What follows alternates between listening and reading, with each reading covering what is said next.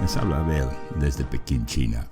Bienvenidos a mi podcast El Cuento de Roma. Episodio 79, Roma 1, Cartago 0.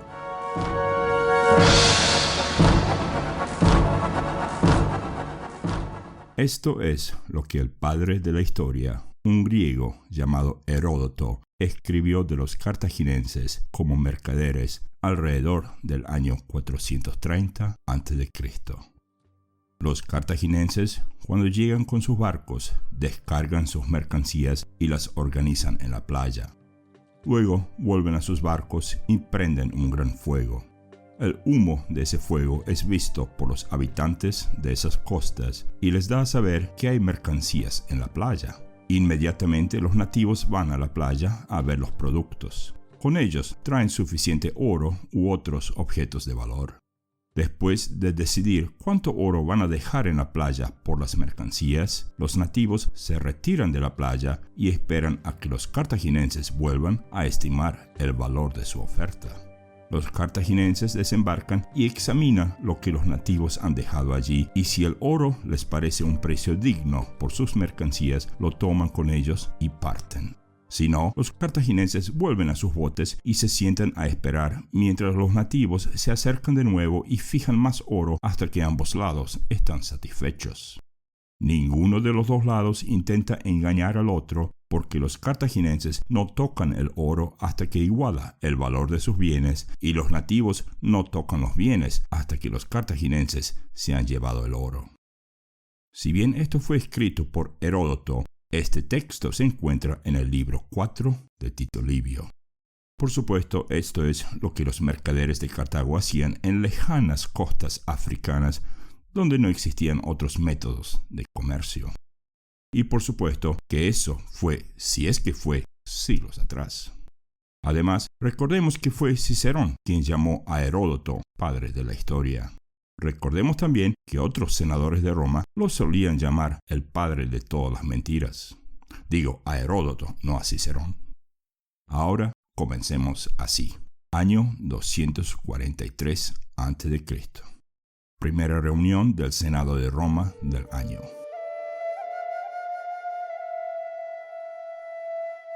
Y como era el primer encuentro del año, por obligación y por tradición, los senadores estaban reunidos en el templo de Júpiter Capitolino y no en la curia como era de costumbre. A veces los senadores también podían reunirse en el templo de Bellona, pero eso generalmente solo ocurría cuando asuntos de guerra eran el tema y cuando el tema era de extrema urgencia. Pero como nosotros ya sabemos, el frente de operaciones en Sicilia no traía ningún tipo de urgencia estos días. Así que ese día los temas en la mesa eran 3. 1.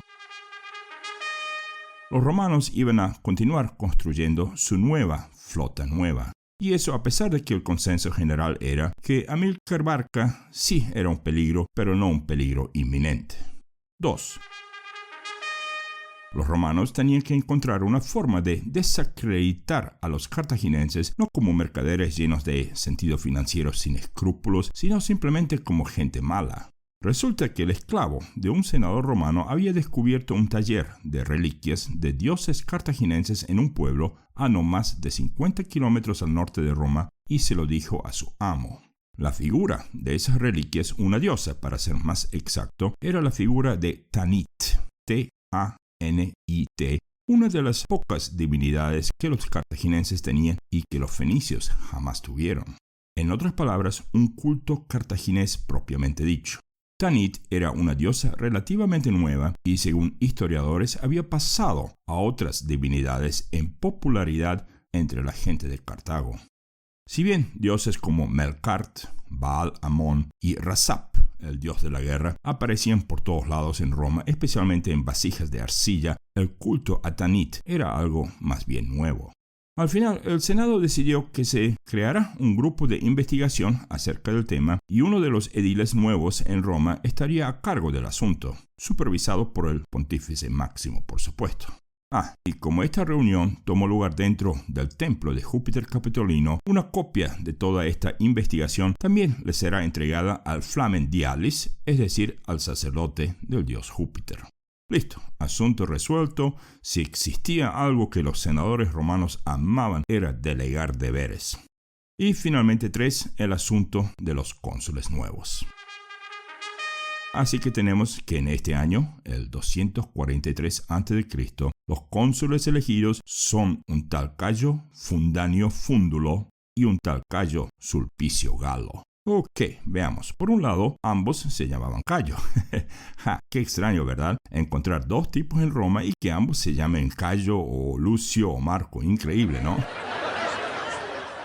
Bueno, humor sarcástico aparte, aquí tenemos a un miembro de la familia de los Fundanios, algo nuevo aquí, y un miembro de la familia de los Sulpicios. Investiguemos un poco. Resulta que los Fundanios eran un apellido plebeyo relativamente nuevo en Roma. Este cónsul, Cayo Fundanio Fundulo, tal como lo habíamos sospechado desde un principio, era el primer miembro de esa familia que llegó a ese puesto. Los Fundanios provienen de la parte sur del Lacio, de una localidad llamada Fundi, y probablemente llegaron a Roma al cabo de las guerras latinas. Sus nombres más comunes eran Cayo, Marco, Lucio y más tarde Quinto. Veremos mucho más de los Fundanios durante los tiempos del Imperio Romano. En cuanto a los Sulpicios, esa familia es de origen patricio y son bien de aquí, de Roma. El primer cónsul de los Sulpicios fue un tal Servio Sulpicio Camerino Cornuto, que llegó a tener ese cargo allá en el año 500, cuando la República solo tenía 9 años de edad. Y en cuanto a esa familia, los vamos a ver hasta el mismísimo final de nuestro podcast, y hasta existió un Sulpicio que peleó con un general durante las guerras de Napoleón Bonaparte. También veremos a un santo del siglo V llamado San Sulpicio y hasta a un emperador romano miembro de los Sulpicios. Así es, Servio Sulpicio Galba, emperador de Roma del año 68 al año 69 de nuestra era, proviene de esa misma ilustre familia. Estos romanos. Bueno, como un mes de eso, nuestro cónsul, Cayo Fundanio Fundulo, se va a Sicilia y se ve frente a frente con las fuerzas de Amílcar Barca. Según historiadores, en un momento dado, Amílcar Barca envió al campamento romano un mensajero con la demanda de una tregua para que puedan enterrar a sus muertos. Fundanio le respondió a Amílcar que debería proponer una tregua por los que estaban vivos y terminó rechazando la demanda. Pero, como al mes de eso, y debido a las escaramuzas que sucedían casi a diario, Fundanio se vio en necesidad de hacer lo mismo, enterrar a sus propios muertos. Mandó a un mensajero hacia la fortaleza de Érice y pidió una tregua. Amílcar le respondió que él no le iba a hacer ningún daño a los muertos y que si los romanos querían, los dos lados podían hacer una tregua de un mes para encargarse de sus muertos y sus heridos. Bueno, la otra cosa que podemos decir de este Fundanio es que nosotros, sin saberlo, ya hemos hablado de él. Así es.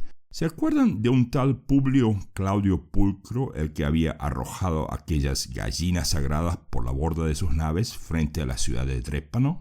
Bueno, ¿y se acuerdan que les conté que ese hombre tenía una hermana llamada Claudia, quien un día fue acusada de sacrilegio por haber dicho en público que ojalá su hermano estuviese vivo? ¿Y que esa Claudia tuvo un juicio por eso, pero al final no le pasó nada? Bueno, una de las personas involucradas en ese juicio era este hombre, Cayo Fundanio Fundulo. No es importante, pero sí viene bien como una nota de al lado. Bueno, de ese año no hay nada más de importancia, con la gran excepción de que ahora nuestro próximo gran héroe, Aníbal, tiene otro hermano más. Así es, Amílcar Barca ahora es papá de 3 hijos varones, porque en ese año nació el menor de sus hijos. Y los que siguen este podcast ya saben que su nombre es Magón Barca. Ahora vamos al año siguiente, año 242 a.C.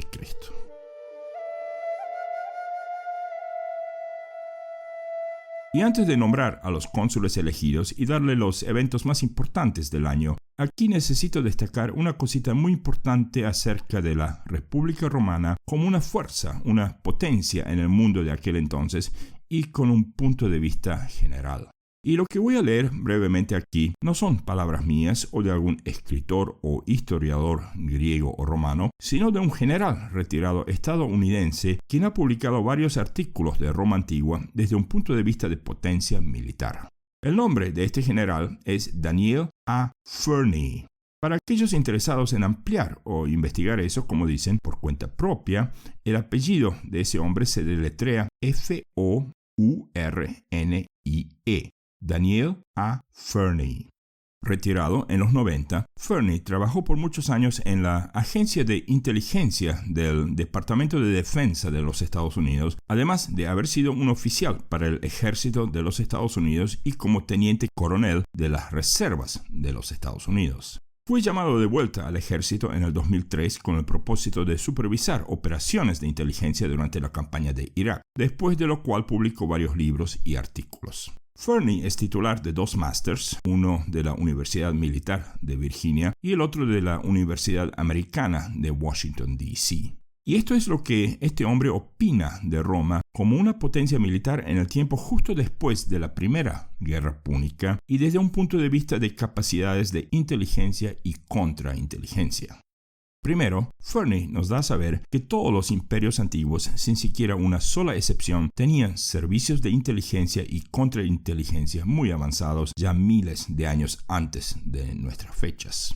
Menciona éxitos y fracasos de tales inteligencias desde el imperio de los hititas y los asirios y hasta explica que algunas de las potencias del Medio Oriente fallaron en organizar esos servicios de inteligencia apropiadamente, digamos, espías, no por tener mala inteligencia o inteligencia mal organizada, sino por haber caído víctimas de la contrainteligencia, digamos, más astuta de otra potencia, lo cual hace mucho sentido si me preguntan a mí. En otras palabras, el hecho de que alguien pierda un partido de ajedrez no significa automáticamente que esa persona juegue mal al ajedrez. Pero en el caso de Roma, continúa Fernie en su análisis, la inteligencia del, digamos, Senado romano era asombrosamente inexistente. Así es, inexistente es la palabra que el analista militar ha usado en el caso de Roma. De hecho, Fernie agrega que mientras Cartago siempre tuvo un grupo de analistas muy centralizado y específicamente enfocado con el tema de Roma, Roma no tenía ningún tipo de órgano integral que pudiese dar consejos de manera eficaz y confiable con el tema de Cartago.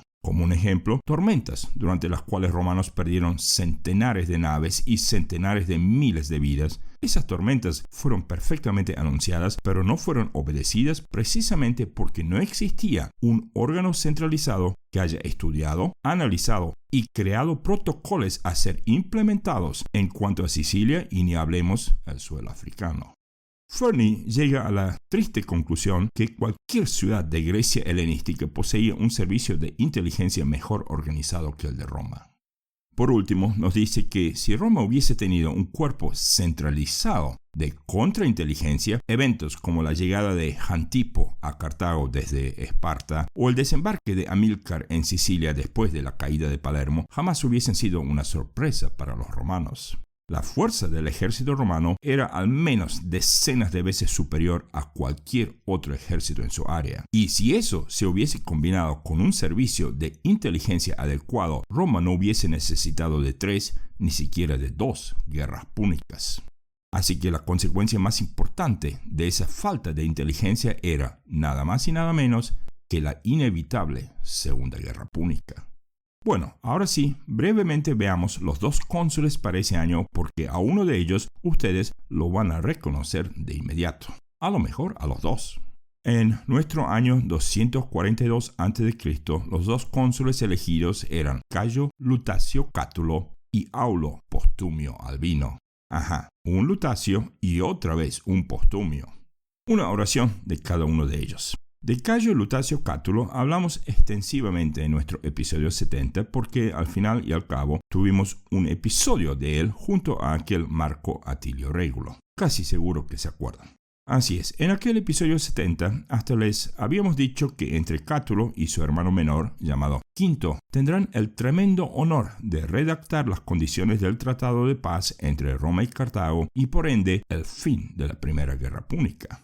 También les había dicho que Cátulo significaba cachorro, como era costumbre en Roma antigua de agregarle un apodo como si fuera un tercer nombre después de la gens familiar. Como tercero, les quiero recordar que estos muchachos, los Lutacios, eran los tal llamados hombres nuevos en Roma antigua, es decir, que no tenían antecesores de ilustre pasado en quienes basarse o de quienes sentirse orgullosos. Bueno, yo estoy casi seguro que Lutacio Cátulo sí se sentía orgulloso de su padre y su abuelo por lo que habían conseguido hacer en sus vidas. De eso y de por qué Lutacio Cátulo erigió un templo dedicado a la diosa Juturna en el campo de Marte, más en nuestro próximo episodio llamado episodio 80, la guerra de los mercenarios, tal como lo prometí allá en nuestro episodio 70. Bueno, como cuarto, todos los Lutacios eran de origen plebeyo. Eso yo creo había quedado en claro del episodio 70. Y como último, veremos a Lutacio Cátulo en unos 15 minutos más abajo en Sicilia, observando la última pelea de la Primera Guerra Púnica. Y digo observando porque en lugar de estar frente a sus tropas en esa pelea, Lutacio Cátulo va a estar mirando ese evento desde las butacas preferenciales de la costa de Sicilia, más o menos al mismo estilo como Diego Armando Maradona miraba los juegos de fútbol del Campeonato Mundial de Rusia el año pasado. Pero por supuesto, la razón será muy diferente y de eso, cuando lleguemos a esa batalla. Ahora, unas palabras de nuestro otro cónsul romano, Aulo Postumio Albino. De los Postumios también hemos oído mucho ya. Este hombre, como todo el resto de los Postumios, era obviamente de origen patricio. Como ya lo prometí, vamos a hablar de esa familia mucho más en nuestro próximo episodio 82, pero sí quiero destacar una cosita aquí este año. Lo único que voy a destacar aquí es que, muy al contrario de la tradición en Roma antigua, a este cónsul le prohibieron ir a Sicilia a pelear. ¿Y cómo eso? La razón era muy simple. Aulo Postumio Albino no solo era cónsul ese año, sino que también era uno de los 15 sacerdotes especiales de Roma. Y eso no era solamente por el año, sino de por vida. Así es, este Postumio Albino era el flamen del dios Marte en Roma, y como tal no le era permitido salir de la ciudad. Ustedes, mis queridos oyentes, probablemente se acuerdan de lo que habíamos dicho de los poderes y deberes del Pontífice Máximo y de aquellos sacerdotes flamen. Y seguro que se acuerdan que uno de los deberes de esos hombres era siempre estar dentro de la ciudad de Roma. Así que ni dos por tres, el Pontífice Máximo le prohibió a Postumio salir de la ciudad e ir a pelear en el sur. Y no crean que eso le haya gustado a Postumio, de hecho, no le gustó ni medio. Pero el pontífice, que en aquel momento era Lucio Cecilio Metelo, siempre tenía la última palabra en esos asuntos. Y entonces la pregunta es, ¿cómo hicieron los romanos para mandar a 2 cónsules con 2 legiones al sur si uno de ellos no podía ni asomarse fuera del Pomerio?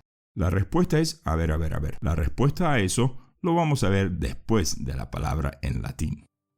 Entonces, hace 2 episodios tuvimos la frase Cartago delenda est.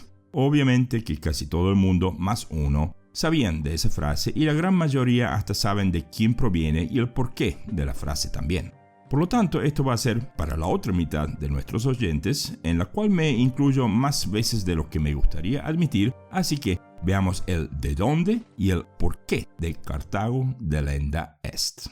Y aquí está la explicación. En la cúspide de las guerras púnicas entre Roma y Cartago, el famoso estadista romano llamado Catón el Viejo creó la costumbre de que al final de todos sus discursos él siempre decía Cartago delenda est. Eso en latín pues significaba Cartago debe ser destruida. Por supuesto, la primerísima vez que Catón el Viejo dijo eso en la sala del Senado romano, estoy casi seguro que los otros senadores o bien se rieron un poco o bien se miraron entre sí. Era como un duh, claro que nuestro enemigo tiene que ser vencido, pero en ese entonces la frase todavía no tenía fama.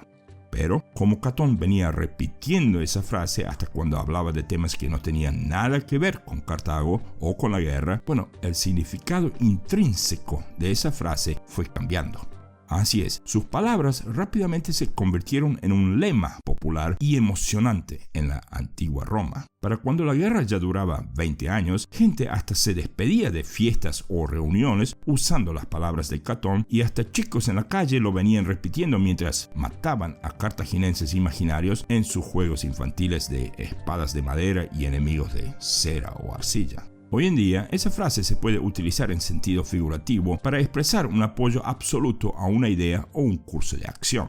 Y no me extrañaría enterarme que algún CEO de alguna empresa enorme como Apple o hasta Facebook terminaría una presentación anual frente a unos, digamos, 2.000 o 3.000 empleados diciendo algo como Carthage must be destroyed. No lo diría en latín, pero el sentido, es decir, el significado de la frase en sí, aún permanece vivo. Bueno, ahora sí, veamos la palabra de la semana para esta semana. Esta semana, la palabra de la semana en latín es ab asino lanam. Una frase de 3 palabras y creo que va a parecer obvio que la primera palabra, por ser tan corta, debe ser una preposición. Repito esto una vez y luego lo deletreo. Ab asino lanam. A-B, espacio, A-S-I-N-O, espacio, L-A-N-A-M.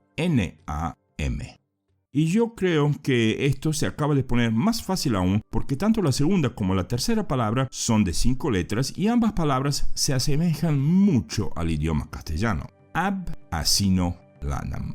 La segunda palabra es asino. Y digo yo, ¿qué puede significar asino en latín? Y la tercera palabra es lanam. ¿Qué material para hacer vestimentas o ropa en general se asemeja a la palabra lanam en latín? Y bueno, con toda esa ayuda, ya si no les sale el significado de ab asino lanam, entonces casi que podríamos decir que en ese caso el latín y usted no son muy compatibles. Eso sería precisamente un caso de ab asino lanam. A ver, ¿qué es lo que realmente significa ab asino lanam entonces? Bueno, eso lo vamos a ver la semana que viene y como dije, ya les di suficiente ayuda. Bueno, entonces ab asino lanam para todo el mundo esta vez. Y esta es la parte del episodio donde quiero invitar a todo el mundo a visitar el sitio web de nuestro podcast que se encuentra en www.elcuentoderoma.com. Repito eso una vez más, elcuentoderoma.com. Y dicho sea de paso, le estoy dando un nuevo diseño al sitio web y una de las cositas que más me gustan en ese diseño nuevo es un ticker, es decir, una cinta de noticias que se desliza bien arriba en la página web. Bueno, más que deslizarse al estilo del mercado de la Bolsa del Comercio de Nueva York, da las noticias letra por letra como si fuera una máquina de escribir, pero por supuesto sin el ruido. Voy a utilizar esa cinta para recordarles cuál es la palabra de la semana en latín, pero también para anunciar la fecha del próximo episodio y cosas por ese estilo. Y también voy a usar esa cinta de noticias como si fuera un noticiero televisivo donde van a pasar eventos importantes. Ahí voy a poner fallecimientos, matrimonios y otros eventos de las fastis populares de Roma, como si estuviésemos en esa época, pero con la ventaja de tener novedades en una cinta de noticiero. Entonces, elcuentoderoma.com. Ahora sí, volvamos a Roma y veamos cómo es que hicieron los romanos para poder mandar a 2 tipos a Sicilia con poderes de imperium y no quedarse sin gente con ese mismo poder dentro de Roma. Recuerden por favor que solamente cónsules y pretores tenían el poder de imperium, es decir, llevar en sus manos las riendas del destino de Roma. Por supuesto que también vimos a dictadores y tribunos militares al mando de tropas, pero eso es diferente. Un dictador no era un cargo ordinario, sino extraordinario, y pronto caerá en desuso hasta que no lleguemos a los tiempos de Lucio Cornelio Sila y todo eso. Mientras tanto, un tribuno militar siempre estaba subordinado bajo el mando, o bien de un cónsul o bien de un pretor, cuando se encontraba en un campo de batalla. En fin, lo que los romanos hicieron ese año era crear un nuevo puesto de pretor. Así es, esa fue la solución. En el año 242, el puesto de pretor peregrino fue creado en Roma y ese puesto significaba que ahora hasta 4 personas podían tener imperium al mismo tiempo y por un año en Roma antigua. 2 cónsules y ahora 2 pretores. Este último pretor, precisamente llamado pretor peregrino, tenía la función de resolver todos los asuntos pertinentes a extranjeros y asuntos que tenían que ver con el extranjero. En otras palabras, tenía la función de proteger a los extranjeros dentro de Roma, pero por supuesto que esa no era la única función de ese pretor. También tenía que atender litigios judiciales. Tenía que convocar reuniones en el Senado y todos los comicios. Tenía que promulgar leyes y redactar edictos que tengan que ver con la paz y estabilidad dentro de Roma misma. Y como un dato personal, con el estado de cómo andaban las cosas en Roma, a lo mejor tenían que haber puesto a 200 pretores y no solamente 2. Bueno, opinión mía. De todas maneras, un pretor nuevo, un cargo nuevo, y tenía que ver con todo el tema de los extranjeros en Roma. De ahí el nombre. En un futuro, ese pretor será enviado afuera de Roma al campo de batalla con mucha más frecuencia que el otro pretor comúnmente conocido como pretor urbano. Bueno, veamos. ¿Cuál es la siguiente pregunta lógica que a uno se le puede ocurrir ahora que sabemos que va a haber un pretor nuevo en Roma? Bueno, la pregunta lógica sería, ¿y quién fue elegido a ese puesto? Ese año, el 242 a.C., el puesto de pretor peregrino le fue dado a un tal Quinto Valerio Faltón. Un hombre de la ilustre familia de los Valerios, aunque de una rama de los Valerios que no nos es tan conocida. Veamos. La gens Valeria tenía muchas subfamilias, es decir, cognóminas, y quiero muy brevemente listar las más conocidas aquí.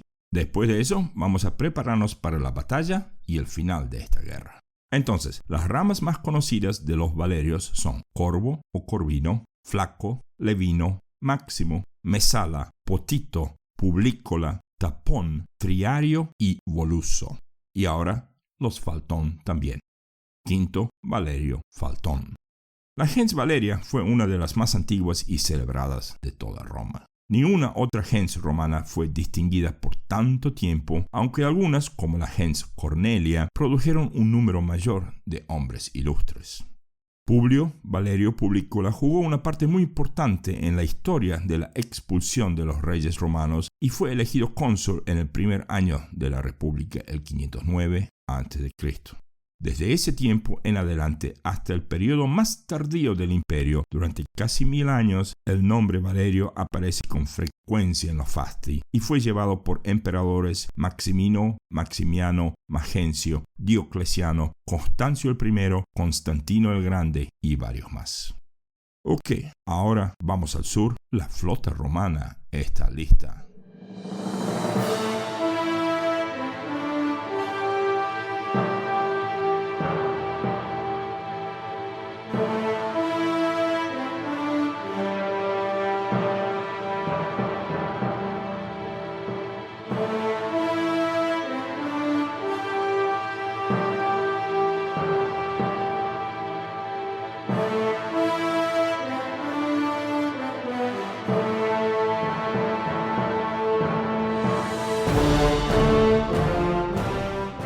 Así es, cuando la flota romana terminó de ser construida, los 220 barcos de guerra le fueron confiados a Cayo Lutacio Cátulo. Como dijimos, esta vez todos los barcos fueron construidos con dinero proveniente de donaciones de ciudadanos privados y Roma les prometió devolver ese dinero una vez que las circunstancias lo permitiesen, con intereses y todo. Pero la gran mayoría de los ciudadanos que dieron ese dinero no aceptaron aquellos intereses y algunos ni siquiera aceptaron la devolución del monto total. Tal era la ola del patriotismo de esa generación. Y según fuentes que encontré en libros académicos alemanes, alrededor del día que los barcos llegaron a Sicilia, un eclipse total se produjo sobre las tierras de Cartago, Cirenaica y Sicilia, pero no fue visible sobre el resto de Italia o las Galias. Algunas fuentes también indican que el solsticio también cubrió Siria en su momento cuando la luna pasó entre el sol y la tierra. Era el 15 de junio del año 242 a.C. y Cayo Lutacio Cátulo seguro que tomó eso como un excelente augurio para el comienzo de su campaña. Y en nuestra saga familiar tenemos que, del lado de los romanos, Marco el Alto se veía en una de esas naves por primera vez en su vida. Así es, tal era la deficiencia de personal en aquellos días que, por un lado, el Senado había bajado el requerimiento para servir a la patria de 9.000 haces a 5.000 haces y, por el otro lado, esta vez hasta gente por debajo de 1,60 m podían enlistarse en el ejército. Y fue justo durante aquella eclipse solar cuando Marco el Alto, quien generalmente no hablaba mucho, se dirigió a otro legionario parado al lado de él, ambos en la borda de uno de los últimos barcos en la flota. No creo que me vayan a creer eso cuando vuelva a casa, notó Marco, una leve sonrisa pintada en la barba. Respondió el otro hombre. ¿A mí jamás me creen lo que diga? Una carcajada. Hubo 2 minutos enteros de oscuridad. Al igual que en el 257 a.C., cuando nadie se podía imaginar que 15 años más tarde esa guerra todavía iba a durar. Pero a diferencia de aquella eclipse solar, esta fue mucho más breve, 2 minutos, y ya el anillo y la corona del sol comenzaban a anunciar que el día recién empezaba. Cuando el solsticio terminó de desaparecer y cuando las gaviotas, obviamente asustadas, dejaron de chillar en el viento, el soldado que estaba al lado de Marco el Alto se puso a buscar algo en su bolsa. Sacó de su bolso 2 platillos de cobre y, sin siquiera preguntar, se puso a llenar ambos con comida, ternera con leguminosas. Luego sacó una bolsa de cuero impermeable y la abrió. Vertió sus contenidos sobre los 2 platillos. Otros soldados alrededor de ellos se comenzaban a dar vuelta. El aroma no se podía confundir. Era garum. «Gracias, amigo», dijo Marco, sorprendido por la generosidad. «No tengo demasiada hambre». «No hace falta tener hambre para comer eso», respondió el soldado. «Eso se come a sí mismo si no lo comes tú». Otra breve carcajada.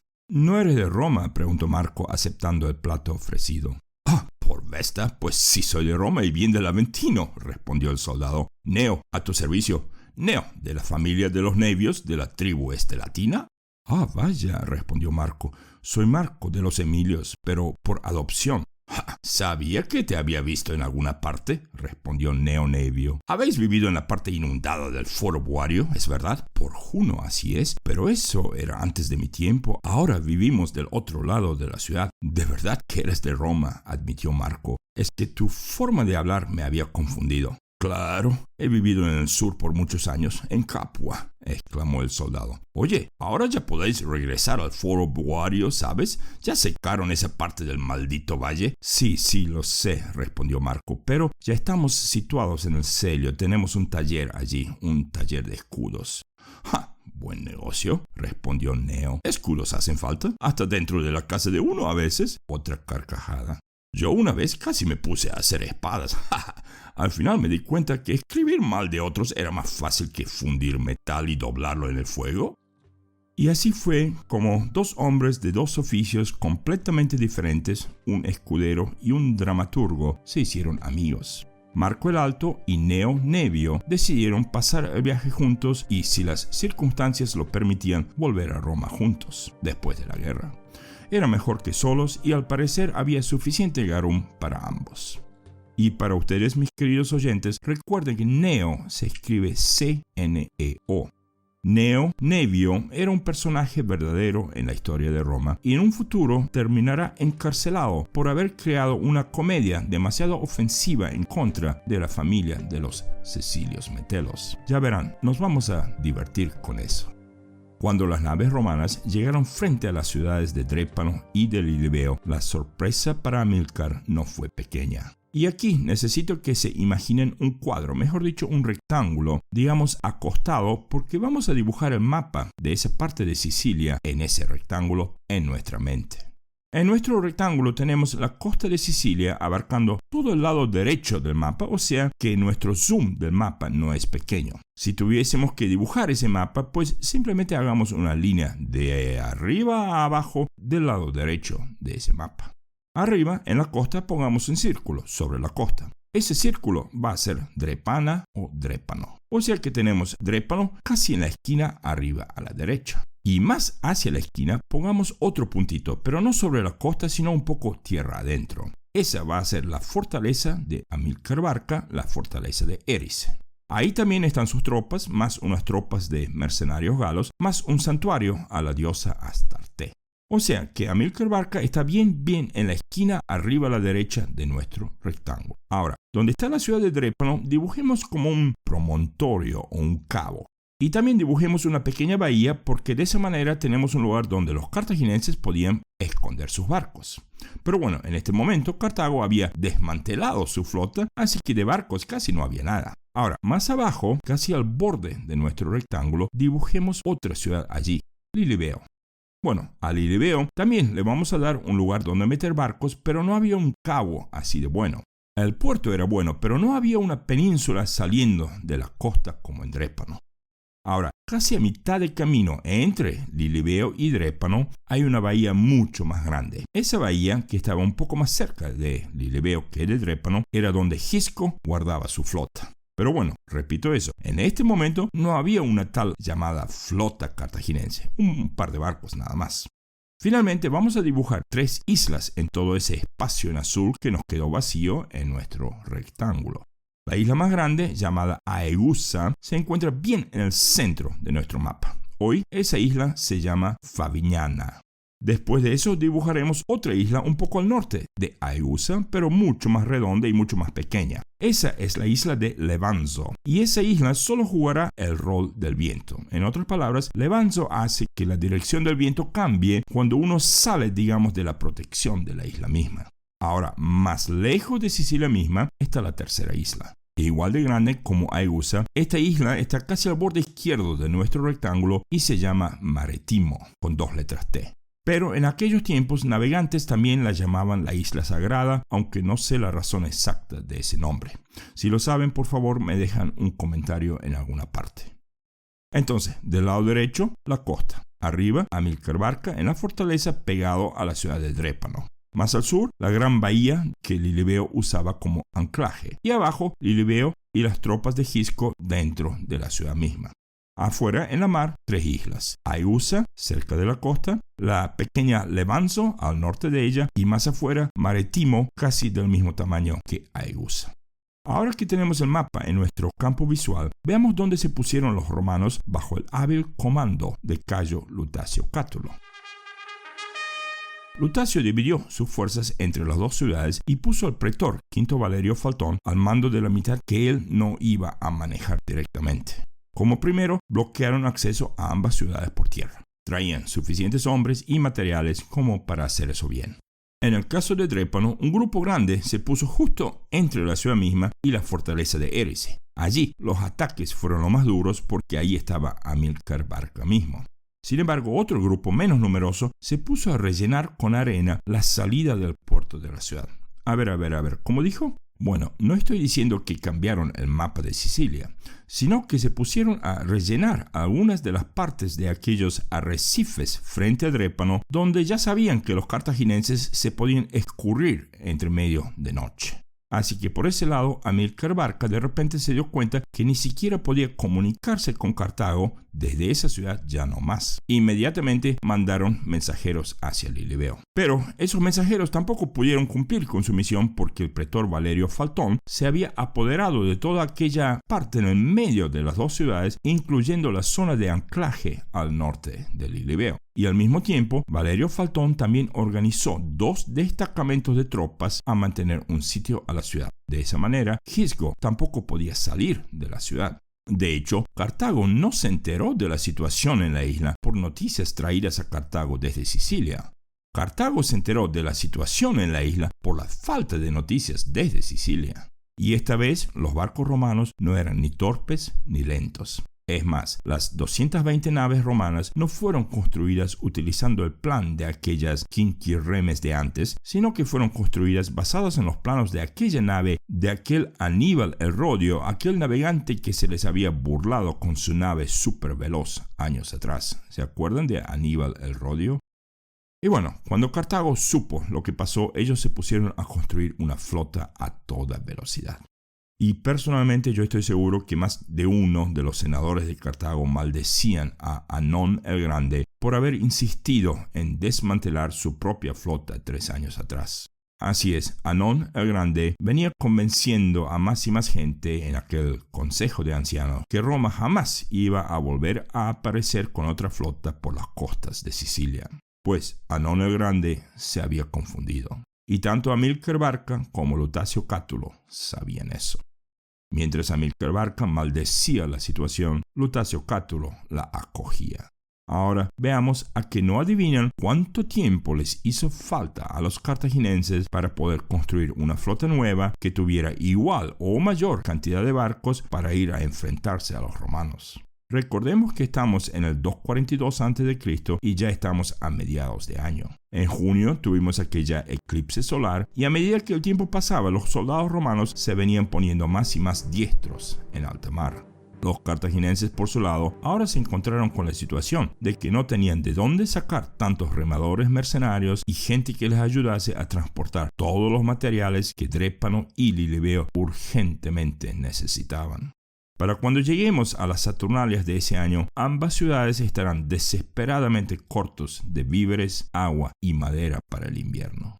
La desesperación fue tan grande que enviaron mensajeros a Hispania y a todas las colonias que tenían por allá, buscando gente que se enlistara a servir a la patria. Y en nuestra saga familiar tenemos que 2 de los bisnietos de Marcia fueron y se ofrecieron a ayudar a la patria.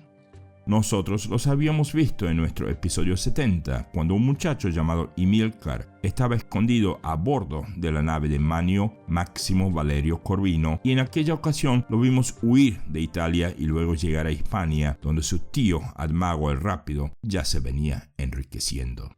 Y otro muchacho más, llamado Anno, Hanno, también se unió a ese Imilcar. Anno era bisnieto de aquel otro Anno a quien habíamos visto trabajando en la Vía Apia allá en nuestro episodio 43. Así que, mientras mucha gente de todo el Mediterráneo occidental hacía el cruce por mar hacia Cartago, en Sicilia, el pequeño Aníbal le venía preguntando a su papá por qué todo el mundo andaba tan nervioso esos días. Aníbal ya tenía 5 años de edad, casi 6, y el muchacho entendía que la palabra Roma o romano era algo malo, algo muy malo. Bueno, ¿adivinaron? 6 meses para las Saturnalias, 8 meses para las Lupercalias. La respuesta es no y no. Cartago necesitó de 9 meses para enlistar suficiente gente para armar 250 barcos de guerra, todas quinquirremes, más entre 130 y 200 naves de transporte con todo el material que esas ciudades necesitaban. 9 meses. Y para cuando esa flota salió desde Cartago ya era marzo, fines de marzo.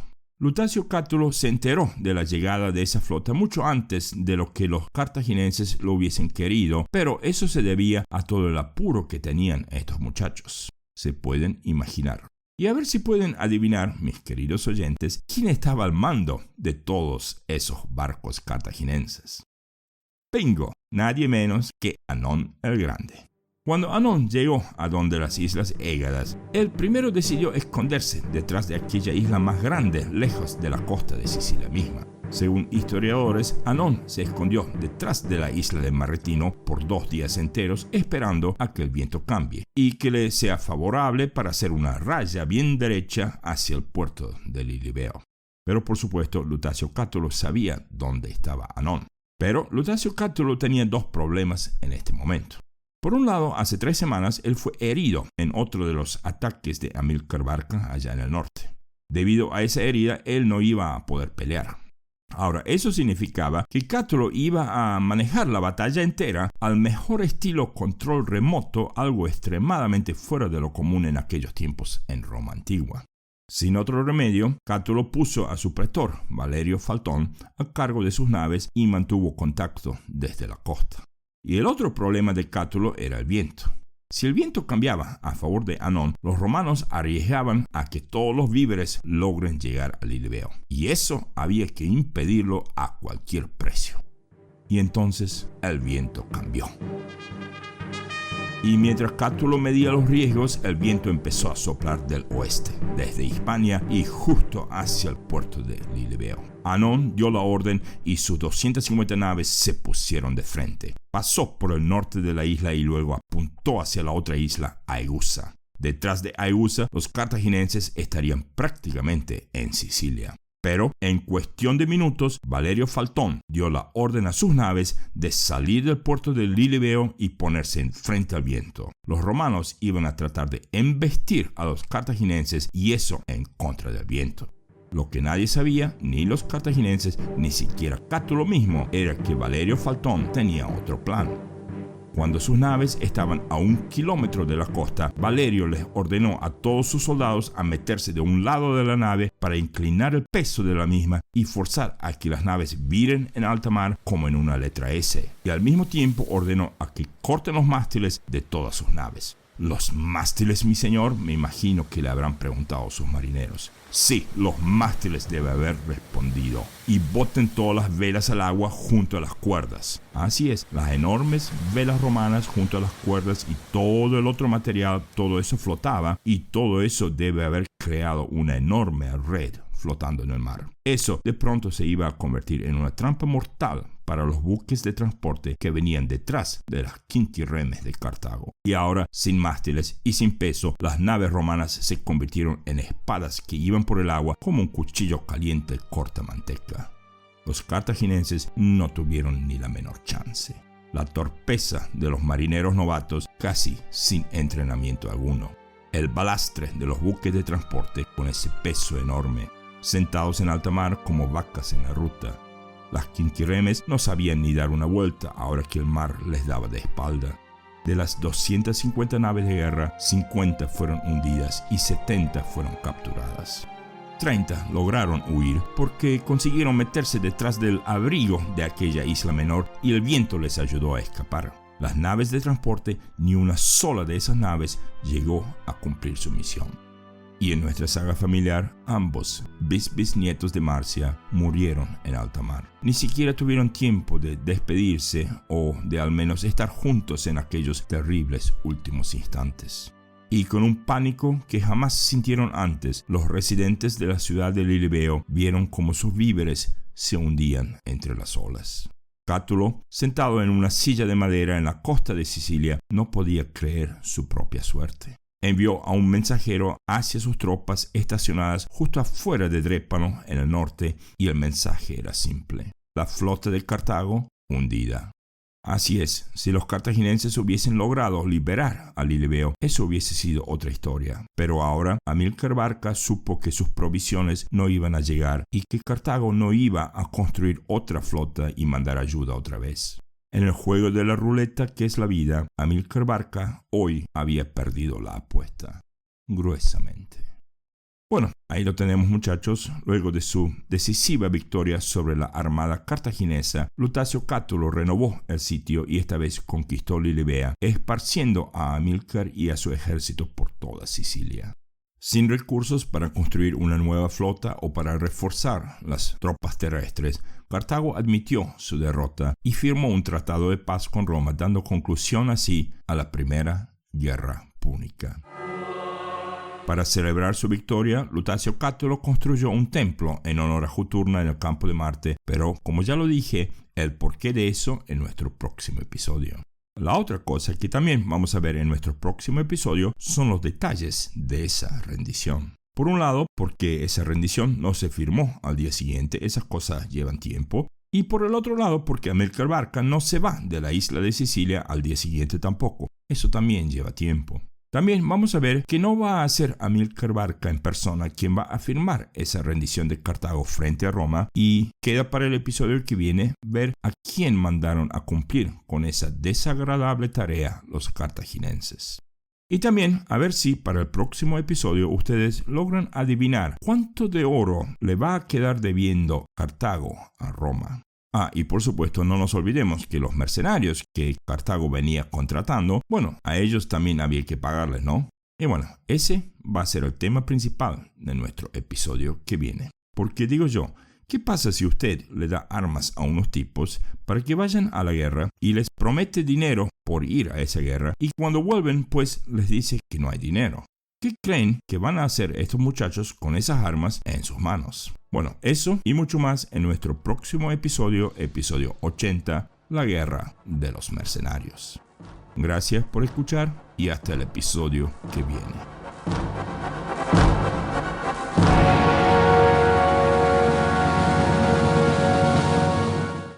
Este episodio consta de 8.036 palabras.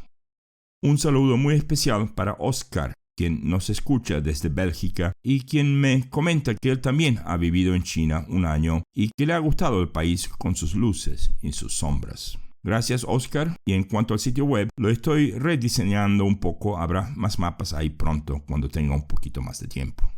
También saludos cálidos a Alastur y Rado, ambos fieles oyentes por iVoox. Por YouTube, un saludo a Iván Martel, quien nos escucha desde Lima, Perú, y quien nos ha enviado una pregunta para nuestro futuro episodio 100, preguntas y respuestas. Me encanta guardar esas preguntas para esa futura ocasión. Gracias, Iván, y un abrazo a todo el mundo en Perú. También un saludo a Baldo Peral, quien tiene un canal de YouTube con, creo yo, música muy moderna, muy inspiradora y muy elocuente en sus líricas. Escuché un poco de su música y veo que dice mucho, Baldo, y a veces lo hace con muy pocas palabras. No cualquiera hace eso. Y si estáis viendo esto en YouTube, pues tenemos el enlace al canal de YouTube de Baldo Peral en nuestro episodio corriente. Finalmente, por Facebook, un saludo muy especial a Hugo Ramírez de la Ciudad de México, quien, según él, nunca pensó que yo conociera el Chavo del Ocho. Gracias, Hugo, un abrazo y sin cuidado. El Chavo es más famoso de lo que uno cree.